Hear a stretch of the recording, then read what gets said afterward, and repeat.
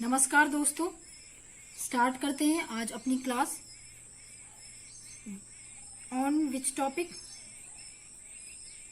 Is national income accounting. National income accounting, राष्ट्रीय आय लेखांकन क्या होता है। ठीक है, ये फिगर बनाया है मैंने, एक फ्लो चार्ट बनाया है जिसके जरिए मैं आपको समझाऊंगी कि किस तरह से जो लेन देन है वस्तुओं का वो किस तरह होता है। ठीक है, तो पहले ये समझ लेते कि नेशनल इनकम अकाउंटिंग, राष्ट्रीय आय लेखांकन होता क्या है।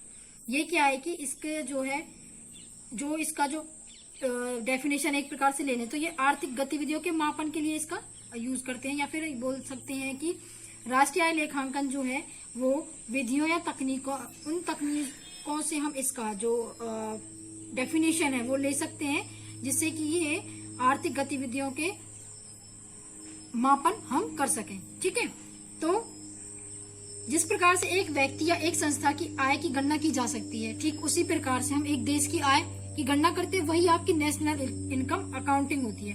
तो जो इसकी गणना की थी, उनके जो आय के लेखांकन का जो जनक माना जाता है, तो वो कौन है आपके, वो है साइमन कुजनेट्स। लिख देती हूँ,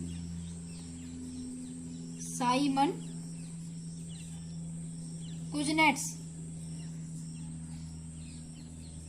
ये कौन है आपके, ये हैं जो राष्ट्रीय आय लेखांकन है उसके जनक माने जाते हैं। पूछ सकते हैं इस क्वेश्चन को, याद रखना। ठीक है, राष्ट्रीय आय लेखांकन के जो विभिन्न तरीके हैं उनको समझने के लिए ये मैंने चार्ट बनाया है कि किस तरह हम इसको समझ सकते हैं, इसका संबंध किससे है, किस तरह से है। तो ये एक खुली अर्थव्यवस्था होती है, ठीक है, जिसमें एक चक्रीय प्रवाह यहाँ दिखाया गया कि आप देख सकते हो चक्र बना हुआ है कि यहाँ से फर्म्स थी, वहां से हाउस होल्ड, फिर हाउस होल्ड फर्म्स में मिल गई जाके। ठीक है, किस तरह ये वर्क कर रहा है कि यहाँ गवर्नमेंट है, गवर्नमेंट, और यहाँ फाइनेंशियल इंस्टीट्यूशंस है। ठीक है, तो ये किस तरह वर्क करता है कि इसने इसको गवर्नमेंट को प्रोवाइड किया, कोई भी भाई पैसा है उसका लेन देन होगा, यहाँ से फिर सब चीज मिलकर यहाँ आ रही है, तो फिर हाउस होल्ड है उसमें फाइनेंस चाहिएगा, रेस्ट ऑफ द वर्ल्ड वहां भी फाइनेंस चाहिए। रेस्ट ऑफ वर्ल्ड मतलब कि बोरिंग फ्रॉम द अब्रोड, विदेश से ये कुछ उधार ले रहा है, गवर्नमेंट बोरिंग, जो गवर्नमेंट उधार लेती है वो सारी चीजें, टैक्सेस कैसे लग रहे हैं, इम्पोर्ट्स किस तरह यहाँ हो रहा है, फिर एक्सपोर्ट कर दिया है, इसमें कंजप्शन हो रहा है यहाँ पे फर्म्स में। क्लियर, तो उत्पादन, उपभोग और निवेश अर्थव्यवस्था की महत्वपूर्ण गतिविधियां हैं ये सारी। ठीक है, इन्हीं के संचालन में अर्थव्यवस्था के विभिन्न क्षेत्रों के बीच लेन देन होते रहते हैं। क्लियर, तो इनके भी जो लेन देन है, जैसे कि हाउस होल्ड सेक्टर्स हो गए, आपके फर्म्स वगैरह हो गई, इसमें जो है वस्तु और सेवाएं हैं वो खरीदते हैं परिवार। ठीक है, वस्तुओं और सेवाओं की बिक्री से जो आय प्राप्त होती है उनका प्रयोग फर्म के स्वामियों द्वारा किया जाता है। ठीक है, वो क्या है कि मजदूरों को मजदूरी का भुगतान करना, भूस्वामी को किराया देना, या फिर स्वयं को लाभांश का वितरण आदि करने में किया जाता है। इस प्रकार सकल घरेलू उत्पाद जो आप क्या होता है, GDP। ठीक है, सकल घरेलू उत्पाद, तो इसमें वस्तु एवं सेवाओं के लिए लोगों द्वारा बाजार में व्यय की गई कुल राशि के बराबर यह होता है। साथ ही यह उत्पादन के कारकों के लिए बाजार में फर्मों द्वारा भुगतान की गई कुल मजदूरी और किराए और लाभ के भी बराबर हो सकता है। ठीक है, तो ये चार्ट जो वो क्या दर्शाता है कि अर्थव्यवस्था में परिवारों और फर्मों के मध्य जो भी लेन देन हुआ, किस तरह हुआ, कितना इम्पोर्ट हुआ, कितना एक्सपोर्ट हुआ, क्या इन्होंने इसमें टैक्सेस लगाए, ठीक है, गवर्नमेंट ने कितनी मनी बोरो की, क्लियर, और हाउस होल्ड में कितना यहाँ पे इनकम हुआ, कितना इन्होंने ट्रांसफर किया, ये सारी चीजें यहाँ पर आपको क्लियरली दिखाई गई एक छोटे से चार्ट के द्वारा। इसमें यह भी दर्शाया गया है कि आय धन लगातार लोगों से फर्मों की ओर गतिशील होता है। फर्म्स यहाँ दिख रही है आपको, ठीक है, और पुनः लोगों के पास वापस आ जाता है। ये ना यहाँ से फर्म्स थे, हाउस होल्ड लोगों के पास गया, फिर यहाँ से फिर फर्म्स में गया। ठीक है, ये एरो आपको दिखा रहा है, क्लियर।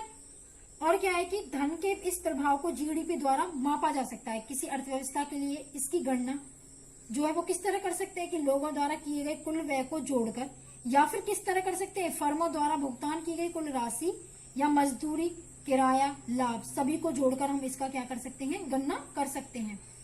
किसी भी अर्थव्यवस्था में सभी व्यय वस्तुतः किसी भी आय के रूप में होते हैं, इसलिए हम किसी भी पद्धति से GDP की गणना करें। यहाँ मैंने बताया था GDP, ग्रॉस डोमेस्टिक प्रोडक्ट, या फिर सकल घरेलू उत्पाद। ठीक है, तो इसमें कुछ फैक्टर्स ऑफ प्रोडक्ट होंगे, फैक्टर्स ऑफ प्रोडक्शन होंगे। वो क्या होगा आपका, जैसे कि साधनों, जैसे भूमि हो गई, लेबर हो गया, श्रम हो गया, ठीक है, कैपिटल पूंजी आपकी हो गई, उद्यमता हो गई, सभी इसमें सम्मिलित हैं। समझ आ रहा है? तो इस तरह आपका ये है। और क्या है कि इसमें ओपन एंड क्लोज्ड इकोनॉमी होगी, खुली और बंद अर्थव्यवस्था। ये क्या है कि एक बंद अर्थव्यवस्था के अंतर्गत हम उस देश की सीमाओं के अंतर्गत होने वाली आर्थिक गतिविधियों का ही विश्लेषण करते हैं, ठीक है। ऐसी अर्थव्यवस्था में आयात निर्यात एवं विदेशी निवेश शून्य होता है। चलिए, इसके विपरीत और भी कुछ हम ले सकते हैं। वो क्या है कि खुली अर्थव्यवस्था में हम एक देश के आर्थिक लेन देन का अध्ययन दूसरे देश के साथ करते हैं। मतलब क्या है कि इसमें विदेशी क्षेत्र भी जुड़ जाता है, ठीक है। जैसे मैंने यहाँ दिखाया कि बोरोइंग एब्रोड, क्लियर। तो इसमें विदेशी क्षेत्र भी जुड़ गया और इसमें आयात आपका क्या इंपोर्ट हुआ, क्या एक्सपोर्ट हुआ, आयात कितना हुआ, निर्यात कितना हुआ, विदेशी निवेश क्या था, विनिमय दर क्या थी, ये सारी चीजें महत्वपूर्ण होती है और इन्हीं अवधारणाओं का इसमें विश्लेषण किया जाता है, ठीक है। तो ये आपकी नेशनल इनकम अकाउंटिंग हो गई। एक चार्ट मैंने छोटा सा आपको दिखा दिया, क्लियर। तो जो भूमि है उसमें क्या है कि उत्पादन के लिए क्या प्राकृतिक संसाधन चाहिए, पूंजी हो गई आपकी कि अन्य उत्पादों की आपूर्ति में प्रयुक्त जो भी धन है, ठीक है, कैपिटल जिसे हम बोलते हैं, श्रम हो गया, ठीक है, उद्यमिता होगी। इसी तरह से ये क्या है, उत्पादन के कुछ साधन है, क्लियर। आज छोटी सी क्लास ये आपकी मैंने ली है नेशनल इनकम अकाउंटिंग। अभी ये टॉपिक बचता है, इसका जो नेक्स्ट पार्ट, नेक्स्ट इसका जो भी हम पढ़ेंगे वो नेक्स्ट क्लास में आपको कराऊंगी। तो वो क्या होगा आपका राष्ट्रीय आय लेखांकन का महत्व, कि इसकी इंपोर्टेंस क्या है, नेशनल इनकम अकाउंटिंग की इंपोर्टेंस क्या है, क्लियर। तो मैं आशा करती हूँ कि आपको ये समझ आ गया होगा। अगर कोई प्रॉब्लम है तो कमेंट बॉक्स में जरूर मुझे बताएं।